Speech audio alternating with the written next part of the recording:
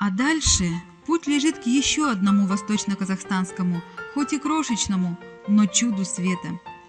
Всего-то 50 гектаров. Но каких! Дух захватывает, словно оказался на другой планете.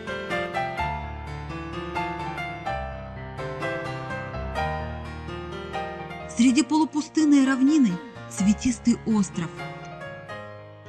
Это памятник природы пылающей Адыры. Находится он в южных предгорьях Манрака, в верховьях реки Тайжузген.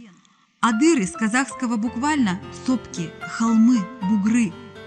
Разнообразие оттенков, выходящих на поверхность разреза глин, поражает.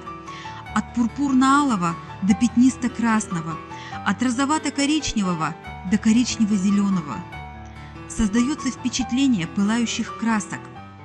Подобная фантазия природы с глинистыми породами могла разыграться только в условиях жаркого и влажного тропического климата, господствовавшего здесь в мезозойскую эру.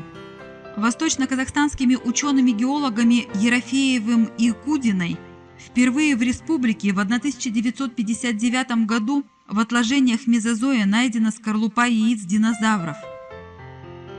Позже были обнаружены и их костные останки. По ним удалось установить, что в этих местах обитали 4-5 видов небольших, до 1,5 метров высотой ящеров-динозавров. Произрастали разнообразные тропические и субтропические экзотики. Секвойя и платан, оралия и дибея, кипарис и анепис. Подобные находки имеют большое значение в определении возраста горных пород, что очень важно для поиска полезных ископаемых.